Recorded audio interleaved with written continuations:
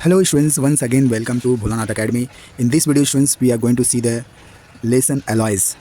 Okay students, in board exam students say they are asking this type of question, what are alloys, and explain the different types of alloys. So this is the frame of the question students. What are alloys? Explain the different types of alloys. So students, so how you are going to represent the definition, and you have to write the types of alloys. This way you have to represent the answer students that I have explained. So what are alloys students? An alloy is a homogeneous mixture. Alloy is a what? Homogeneous mixture of two or more elements. Students, here two or more elements. Okay, students.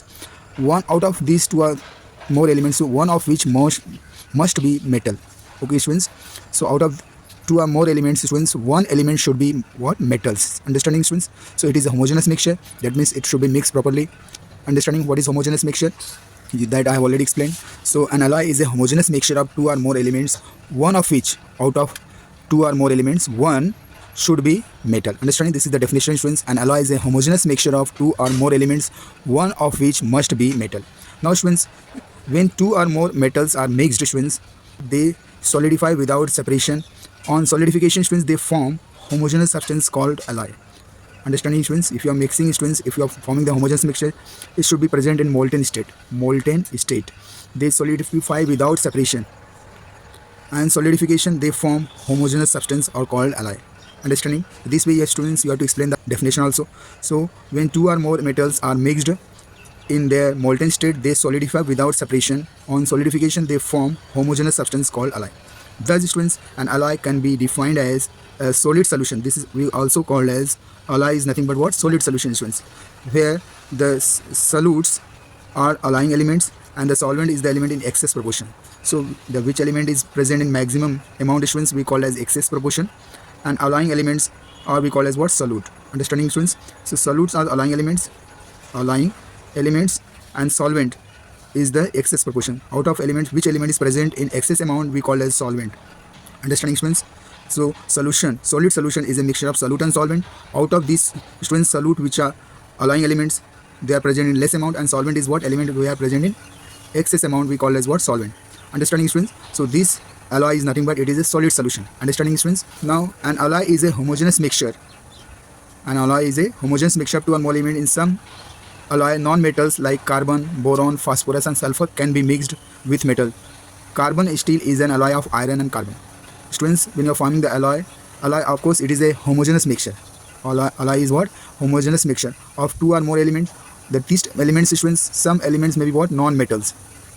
Non-metals, carbon, boron, phosphorus, sulfur, these are non-metal, students. You can mix with the metals and they will form the carbon steel is an alloy of iron and carbon. Understanding? Carbon steel.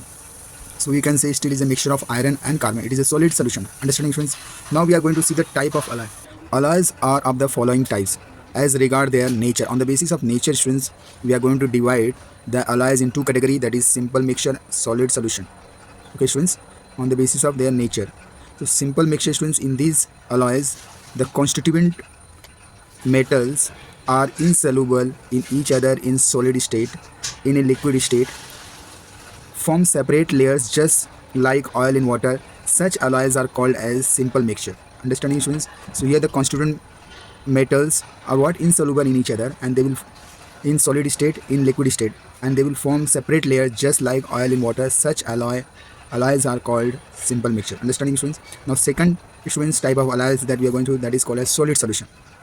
In these, the constituent metal, the metal which are forming the alloys, we call as what? Constituent metals fuse into the crystal lattice of the other. They are going to fuse.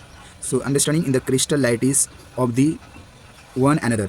Now this is called as what? Solid solution, students. That is, they have complete solubility in each other. In liquid state, students, they behave like water and alcohol. If you mix water, they have given the example like water in alcohol, students. So same way, students, their metal are mixed with each other. Such type of alloys are called as solid solution. Understanding, students? Solid solution is very important. Thus, students, we can say solid solutions are formed between two metals having the same crystal structure and same chemical properties.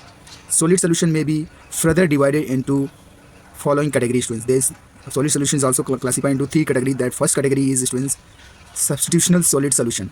Substitutional, as the word is saying, substitutional solid solution, that means there is a substitution.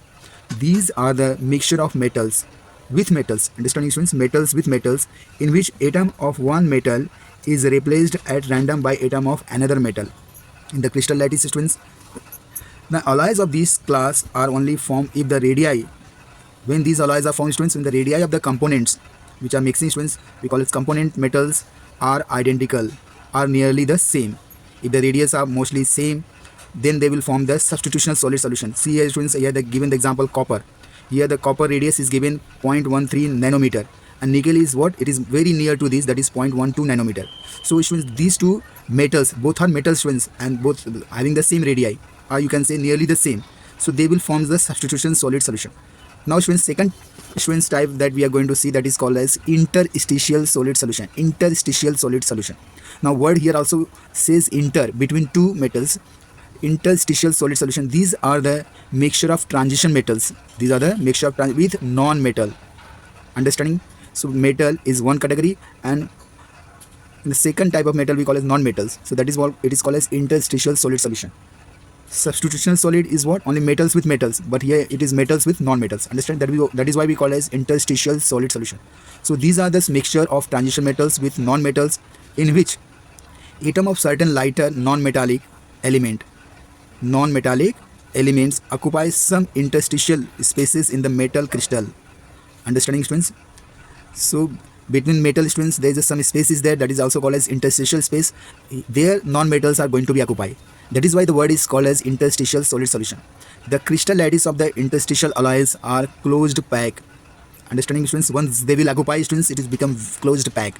As in metal, if the radius ratio, now it is also depend upon the radius ratio of non-metal to metals, non-metals to metal atom is less than 0.52. If the radius ratio is less than 0.52, then only they will form the interstitial solid solution. Understanding students? So here we have to find the, first we should know the radius ratio value between non-metals and metals. Lattice is one of the normal cubic hexagonal closed pack types. Understanding students? So these are the structure they are forming.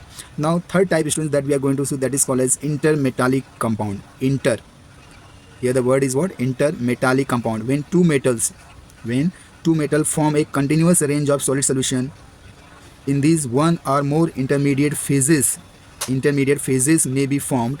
These phases differing in crystal structure is called as intermetallic compounds. Understanding students? So there the phases is very important students. Example here it is given here, silver, magnesium, and this is bismuth, tellurium. These compounds cannot be explained on the basis of theories of valency. Understanding? So with the help of the valency, you cannot explain the valency how these compounds are formed. So this type of compounds, alloys, we can say it is intermetallic compounds. With the help of the theory how these compounds are formed, that we cannot explain on the basis of theory of valencies. Understanding? So these are the very important students for the examination point of view. If you write in this way students, you are getting full marks. This is very important notes. If you like my video, please share it, subscribe it. Thank you very much. Have a nice day. God bless you.